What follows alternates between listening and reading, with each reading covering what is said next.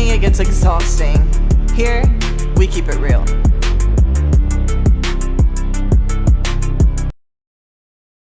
Hey guys, what's up? And welcome back to the Curls and Courage podcast. I'm your host, Kinsley Meeks, wellness entrepreneur, fitness coach, bikini bodybuilder, and digital creator, here to inspire you to live boldly and unlock your highest physical and mental potential.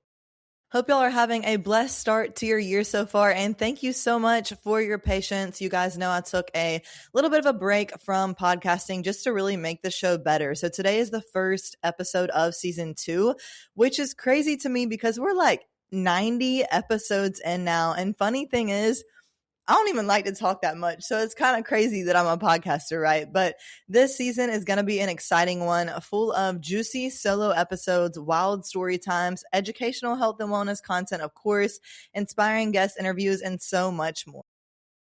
So with it being a new year, what I want to do today is kick off the new season with a little segment that I like to call What Not to Do in 2026. I feel like everyone talks about how to start the new year in a good way, like fresh starts, right? But no one really speaks on what you shouldn't do. So that's what I'm going to tell you today. The behaviors that keep you stuck. And trust me, I have learned this the hard way. Today, I'm calling out the habits, the mindsets, and the lies that I feel like hold people back, including myself, real mistakes I've made, true lessons I've learned, and negative patterns that I will be trying my damn hardest not to carry with me into the year of 2026. For example, prepping for a show with my hormones, being literally in the trash, entertaining fuckboys, and not taking enough big risks to actually change my life. That's what we're talking about today. Multiple story times. And trust me, you do not want to bring these vibes with you into 2026. So I feel like there's a couple things in my life that I really like to focus on, core values and just things in my life that keep me grounded. And those things are my fitness, of course, my relationships, my mindset, my career, and just the lifestyle habits that I have.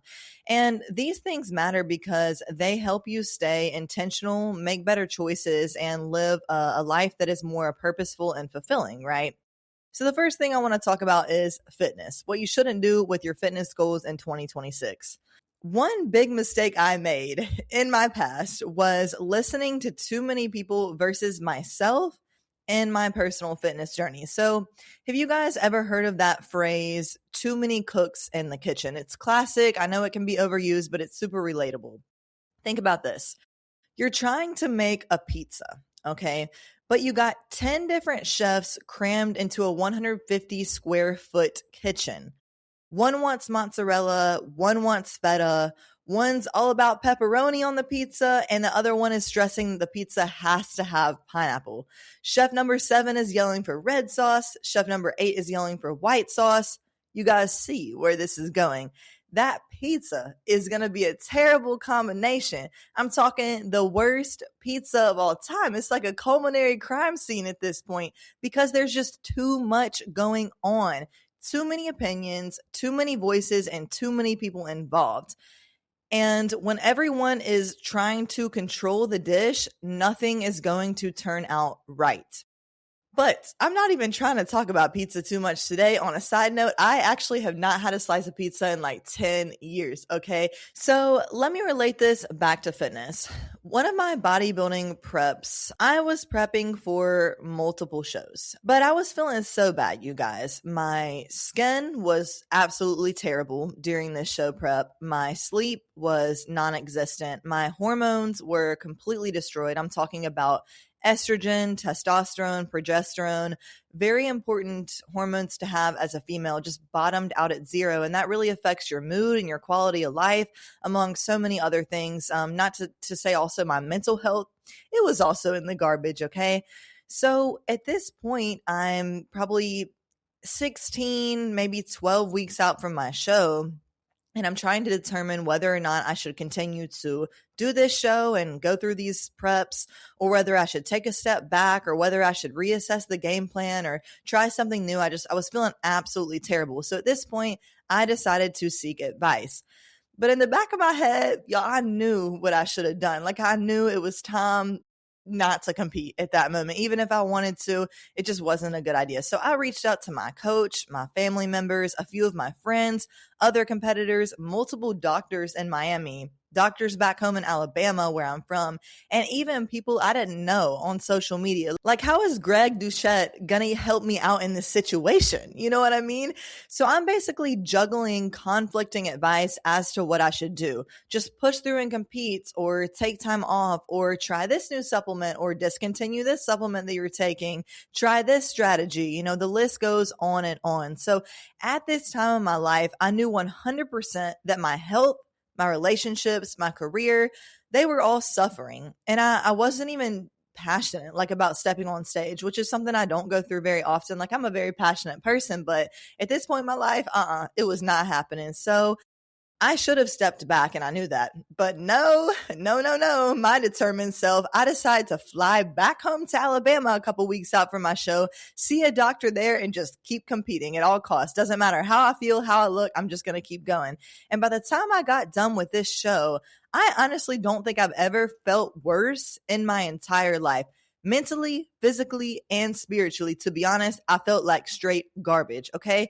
And just like the pizza, it was a complete disaster. But now, much worse than not having mozzarella cheese, I'm talking about my physical and mental health. So the lesson is, I think, firstly, if you have too many cooks in the kitchen from a fitness perspective, number one, you stop listening to your body. With so many external voices coming at you, you start to ignore the most important one, which is your own body. Pain and chronic fatigue start getting brushed to the side because someone online tells you, like, hey girl, that's normal. Like, it's not. Secondly, your confidence disappears. Most of you guys know I'm huge on confidence because it will get you where you need to go 99% of the time. But when you got too many cooks, your confidence weakens. So instead of trusting the process, you start to second guess yourself. Am I doing the right thing? Should I really be following this certain plan? Fitness starts to feel stressful instead of empowering and actually stress reducing, right? And productive.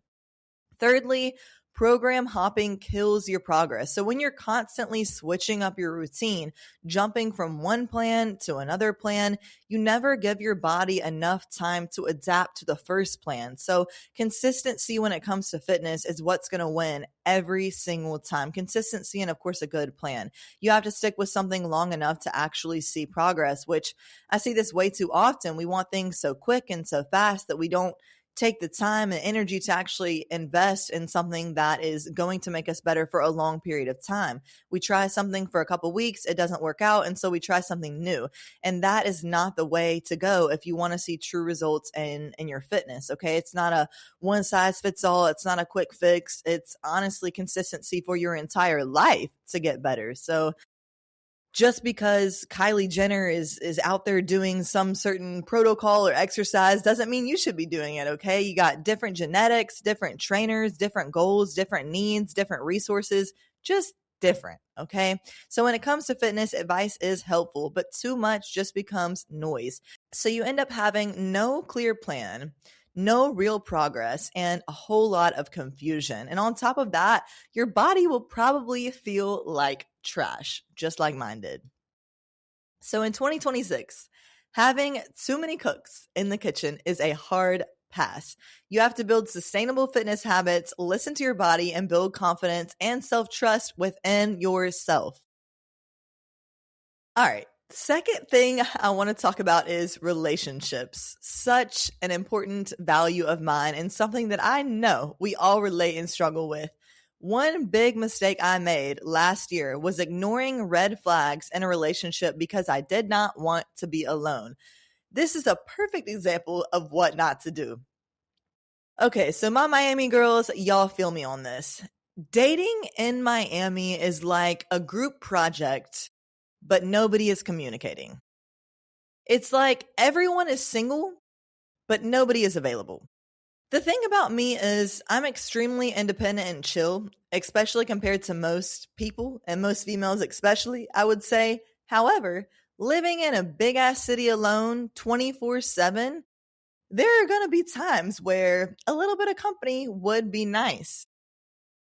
However, situationships that I have had here, I have stayed in, although I knew they were not good for me. I stayed much longer than I should have just because I thought it would be easier than being alone. From personal experience, I'm going to share you guys some of my worst situationships and what you need to look out for. So, example number one, I call this the convenience guy. The guy that only hits you up late at night. It's like 2 a.m, for example, and he hits you with that WID, what you doing? Or what about he hits you with you up? But he doesn't even take the time to spell out you. It's just like the letter you up, and it's 2 a.m. again. Like my ass was sleeping, but now, yes, I am up. Thank you for texting me. The convenience guy wants you when he's bored, when he's lonely, or when he's done being out. For example, he just got home from another party or another big event and he wants to make sure that you're waiting on him. Over here, like, what I look like? DoorDash. I look like room service. I look like a 24/7 gas station, like call me 7-Eleven. Like, no. The next thing is this convenience guy disappears when life gets busy or when you need support. So you might text him and say something like, hey, can I come by and see you? Of course, no problem. I'm happy to see you. But you text them with an actual issue you have, no response. No response at all because he ghosting you now because he does not want the responsibility of that emotional pressure, that emotional support that you're seeking. Then you got example number 2. It goes back to the emotions, but a little bit more in depth. This guy, this past guy in my life, I call the emotional sampler. So this type of person shares deep convos, but avoids commitment. The intimacy with this person only acts in private. They'll open up to you, but they're only going to open up to you at 1 a.m. in the bedroom. They're not planning dates. They're not seeing you consistently. The next thing is they might act a little bit boyfriend-ish, but they're definitely not going to be one. They use this future adjacent talk using phrases like, we should go here someday, or you'd love this place. But you both know damn well that's never going to happen. You're never going to visit that place. And then example number 3, this is my least favorite. The Miami options guy. He's always so busy. He's always outside. He's always meeting new people. He's never fully choosing you because a lot of guys, not every guy, but a lot of them, they don't want you. They want options. Okay, so the truth of the matter is guys like options. A sweet girl one night, a freaky girl the next. They want a brunette on Saturday. They want a blonde on Sunday. So do not be an option and be smart enough to realize when you are being treated like one. We can't be doing this in 2026. A couple red flags that you have to ignore. Please, girls, I know you don't want to, but you got to ignore this. You're only included when it's convenient, red flag. Inconsistent communication, big red flag. No clarity, just vibes, another red flag. Number 4, you feel anxious instead of secure in a situation. You should not feel that way. Big red flag. And then lastly, your needs feel like an inconvenience. They're not. So that's a big red flag again. Lesson is being independent doesn't mean accepting inconsistency, and being chill doesn't mean settling for confusion. If someone treats you like an option, believe them.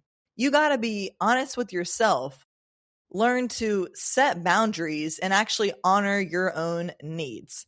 Like I said, I definitely learned this the hard way, as y'all can tell, but at least we have the experience to make a podcast episode about it. So this year, my girls and my guys, I know some girls are crazy too, never settle for less than you deserve. And remember that being alone is much better than being a 7-Eleven, okay? All right, let's move into mindset. Segment number 3. One big mistake I made over the course of 2025 was over romanticizing struggle, thinking stress equaled productivity. Guys, this mindset will destroy you and your entire year.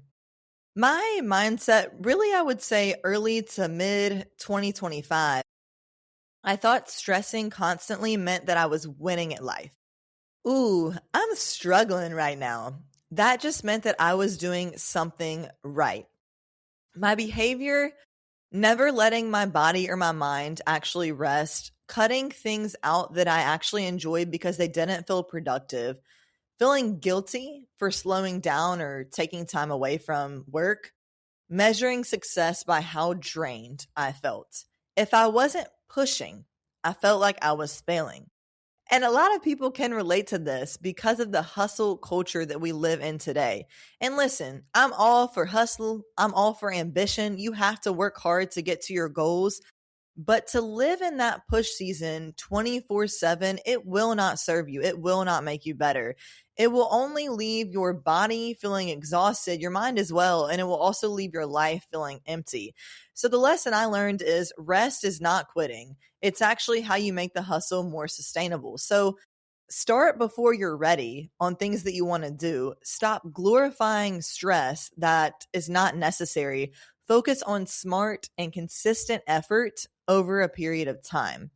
When your mind is telling you, like, hey, hold up right quick, you gotta listen. Number 4 is career. Big mistake I made as an early entrepreneur is not thinking that I had to spend money to make money. This career move, it's gotta go.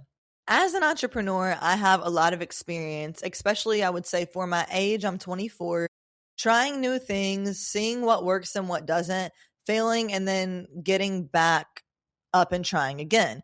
My brain is always on a constant roller coaster. A lot of people are like that, I know. So I'm always wanting to make sure that I'm trying something new or being the best that I can in my career, among other things, right? But one of the biggest mistakes I made in my career was trying to grow a side hustle or a business without investing in tools or resources and wondering why the business wasn't scalable, right? So I tried to learn way too many things at once, also convincing myself that I could do every single one of these things well, even if I had never done it before, and then being frustrated that I wasn't performing well. So every role, I'm talking about marketing, operations, strategy, execution, everything. Example, when I started this podcast, I was like, I'm going to produce all of it myself. And eventually I learned, I'm glad I did, but it was a very slow process. And I actually, looking back, wish I would not have done it that way when it comes to learning how to produce, when it comes to learning how to edit, learning how to film, learning how to create, learning how to market, learning how to strategize. That is too much for one person. You know, there's a time and a place for everything, but you're going to get to your goal a lot slower. And you're going to get to it with a lot more stress. Again, it is possible. And sometimes you just got to do what you got to do. But if at all possible, if you are able to invest a little bit of money into your career and hire someone to help you, or at least help you brainstorm, new ideas, or give you just a little bit of support on things that you're not good at, I promise it will benefit you 100% of the time. Truth is, you can't build a house if you don't have the right bricks. You know what I'm saying? Invest in yourself strategically and value your time and your skills. Big lesson I learned in 2025. Like, if you're, again, not good at doing something or you hate doing it, you've got to try and give it to someone else. In 2026, play it smart, but don't play it safe. Growth requires an investment, and the best thing that you can do is invest in yourself and invest in your future. And then last thing I want to talk about today, y'all, this is just about my lifestyle, about a lifestyle habit that we got to get rid of moving into 2026. Another phrase that you've probably heard a lot is doing the most. Well, in 2026, I am done. I am finished. I am beyond finished doing the most. Okay. What I mean by this is you might be someone who is trying to juggle too many hobbies, work tasks, and social plans all at the same time. And it's just chaos, especially if your brain is anything like mine and you're rocking undiagnosed ADHD at full volume 100% of the time. This is just so hilarious that I even had this mindset now looking back. But I remember this happened multiple weeks, but specifically this one week that I had just overplanned everything. I'm talking about Monday through Saturday, like 5 a.m. to the time I go to bed, just booked, just too many things, whether it was, again, not even just work, just social events, hobbies that I wanted to pick up on, things that I wanted to read or study, people I wanted to see. And of course, like I said, on top of that, work. And I just overplanned everything. I remember just collapsing emotionally on that Sunday of that week. Sunday, I was pretty much like, please, everyone leave me alone forever. Went to go box. So I punched that bag and it barely even flinched. I'm like, are we even doing anything here? I went home from the gym and I went straight to bed. So the lesson is you have to find a balance that works well for you. You have to learn how to manage your energy and you have to make sure to actually enjoy your life. I say this a lot on my episodes, but life really is too short and it will go by so fast if you don't do something purposeful with it. So doing the most is not always a good thing. Doing a lot of things is great, for sure. But my advice is do a lot, but don't do the most, And yet again, listen to your body and your mind. The amount that you can put on your plate is going to be very different based on the season of life that you're in, and you can't really compare that to anyone else's life or timeline as well. So to wrap up today, things that you just should not be doing in 2026, things to avoid. Number 1, too many cooks in the kitchen. Number 2, fuckboys and red flags. Number 3, thinking stress equals productivity. Number 4, not taking risks, not investing in yourself. And then lastly, juggling too much at once, like your life is some sort of circus. Final piece of today, I always like to end with a question from a listener. I also want to encourage you guys, if you do want to send in questions, the best way to reach me is to send me a direct message to either at @YoIt'sKenslow on Instagram, that's at YoITSKENSLO, or just at Curls and Courage. Great way to send in, again, your questions. I always like to keep them anonymous. And if you just want to connect more, see updates on the show, all that type of thing as well. Question is, how do I build muscle without gaining too much bulk? Ooh, this is a good question. So I actually hate the term dirty bulk. I think that's kind of an excuse just to be lazy, to not do cardio, and to eat a bunch of garbage. So I think a clean bulk is a great way to put on muscle. First off, I would say it's going to come to your training. You need to make sure that you're using progressive overload with your training, always increasing the demand placed on your body, training hard and training heavy over a consistent period of time.